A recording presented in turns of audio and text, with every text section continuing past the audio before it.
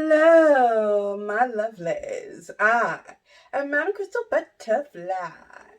And tonight, I am going to be reviewing Slay, Stories of the Vampire Noire. And you know something, my lovelies? When I read this book, I was greatly unprepared for how much I was going to enjoy it. Alright, my lovely, so I am actually going to start this review by reading the back of the book to give you more of an idea of what Slay is all about. Slay is a groundbreaking, unique collection and will be a must-have for vampire lovers all over the world. Slay aims to be the first anthology of its kind. Few creatures in contemporary horror are as compelling as the vampire, who manages to captivate us in a simultaneous state of fear and desire, drawing from a variety of cultural and mythological backgrounds.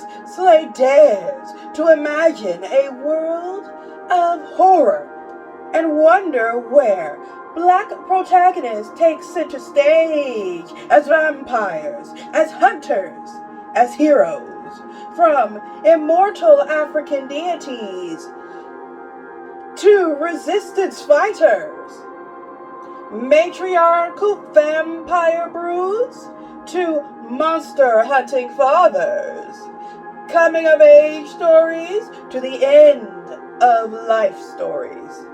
Slay is a groundbreaking Afrocentric vampire anthology celebrating the rich cultural heritage of the African diaspora. Alright, my lovelies, when I read Slay, the key reason of why I was pleasantly surprised about how much I enjoyed this book happened because I've read a few vampire stories, and normally I get bored. I don't really like them that much. I've enjoyed vampires in movies, but books is normally a huge miss with me. I rarely ever encountered a vampire story that I liked. But to find a whole collection of vampire stories that I enjoyed, it was definitely a wow moment for me. Alright, my lovelies, because I want you to read Slay, I am going to be doing a spoiler-free review.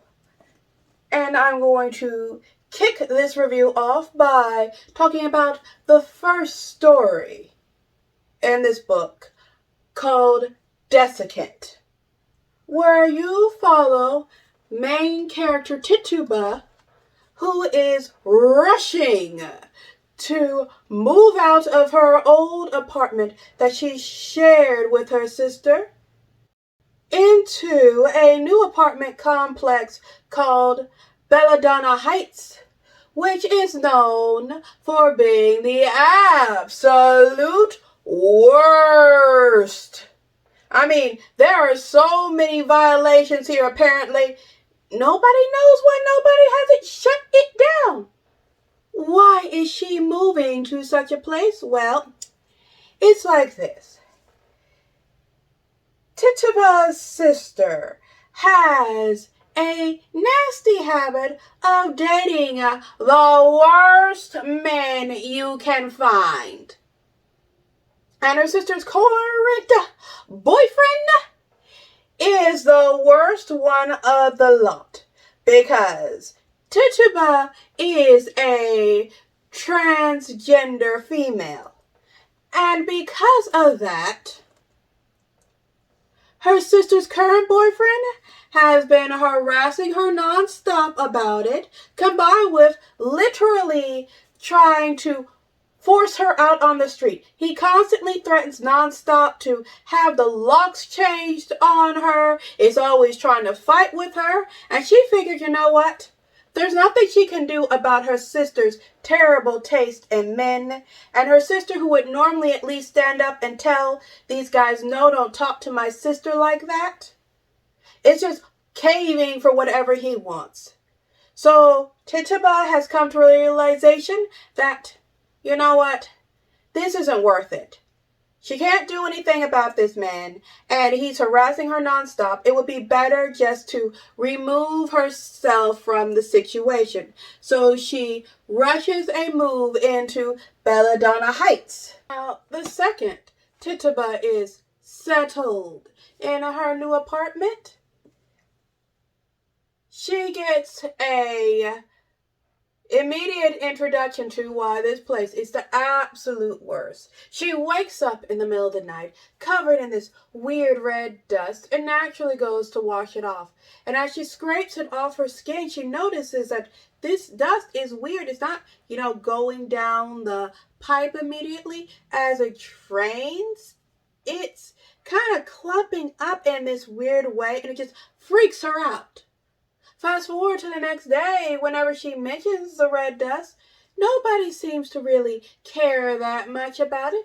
They've all seen it. They've all been dealing with it. It's not like management is going to be doing a thing about it. So she's basically stuck on her own, having to deal with it, even though it's just a huge, huge problem in the apartment, because she soon realizes that red dust is just everywhere. Very soon after that, when she goes to see her friend notices that she is looking completely white.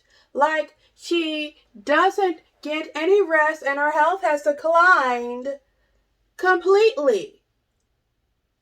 And she's just telling her friend it's this apartment. It's not a healthy space. Also, she's been noticing all the time she has these little bite marks, and she never seems to be able to stay hydrated. And none of her neighbors seem to be able to stay hydrated too. And they're doing things like buying humidifiers and drinking lots of water, but it's just a constant state of dehydration for everybody. And her friend's just like, girl, you have got to get out of this place. But she's like, I don't have any other choice. It's what I can afford right now. I just simply have to live with this dissatisfaction. Fast forward sometime later, she and another neighbor have had enough with what exactly it is. I'm not going to get into because this review is spoiler free. But she and another neighbor, they're throwing their hands in the air. They're getting the superintendent to do something about what they're dealing with, because it's like they have to settle with all this other stuff. They're not settling with this. So they go to the superintendent's office to get him to go and fix some stuff. But they can't get the door open. And the neighbor's like, you know what? Desperate times. So he forces the door open, only for both of them to find the superintendent dead, completely drained of blood like a withered husk. How did this happen? Well, you're going to have to read this book to find out, because I'm not going to tell you. So, the next story from this beautiful anthology that I am going to tell you all about is called The Retiree. And it's my absolute favorite story out of all the stories I've read in this book. So, get this. You have this old man named Gideon who is being taken to an old folks' home by his daughter. And he's upset about it because he's leaving the house that he paid for to go to this retirement home because his family they can't stand him. They don't like him. And they're going to live in his house and force him into a retirement home.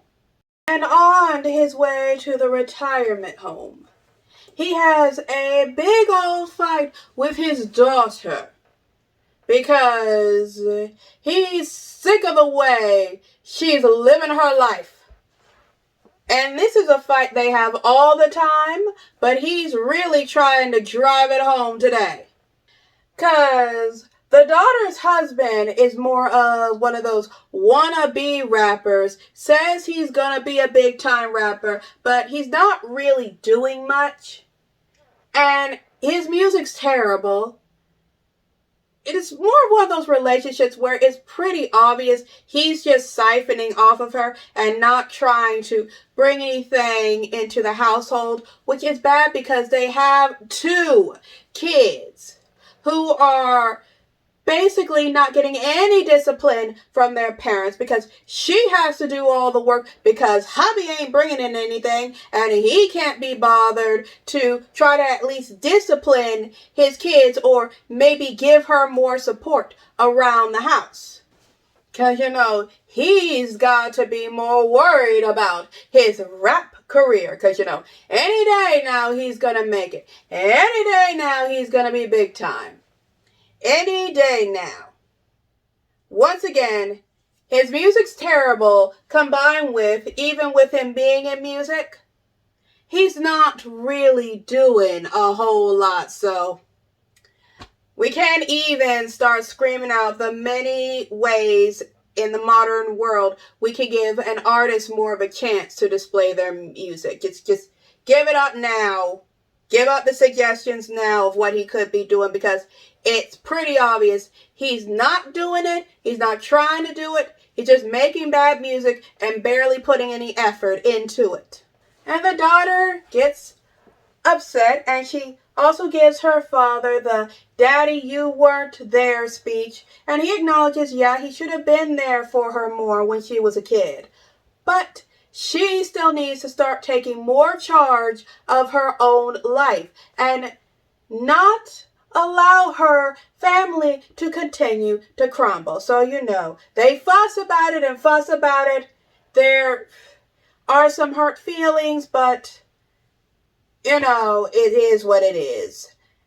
She's just trying to accept this life, and he's not happy about it. They get to the retirement home, and the room is subpar. The mattress is not what they wanted. The people there are like, oh, we can replace it. He's like, nah, it's fine. His daughter's like, Daddy, are you sure? He's like, it is fine. Just go home, get some rest. I'll be fine. You don't have to worry about me. You already forced me over here. And she's upset about it, but she ends up just leaving because she really just doesn't want to deal with him anymore. Now, no sooner does his daughter leave that we all learn that he was plotting to come here all along to commit suicide. Which, that's shocking. It hits you in the feels. You're like, is there any way that he can be saved? But he's plotted this all out to a T, unbeknownst to his family, about how he was going to come there to die and how he was going to do so. Why? Money. With his death, he can leave his daughter some much needed money to help her get her life back on track. But the money he's talking about is not life insurance money. It comes from someplace much more haunting. What is it exactly? If you want to know what it is, you're just going to have to read this story. Because otherwise the whole point of me saying read it would be completely moot, and you would be missing out on one amazing twist, because the twist the author of The Retiree put in their story for the collection is just a whoa, I didn't see that coming moment.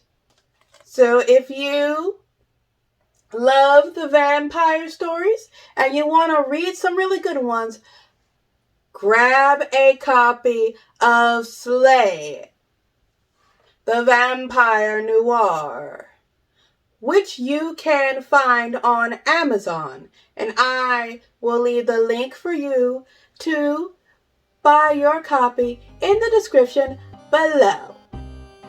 And my lovelies, if you've made it this far in the video, I implore you to please give this video a like.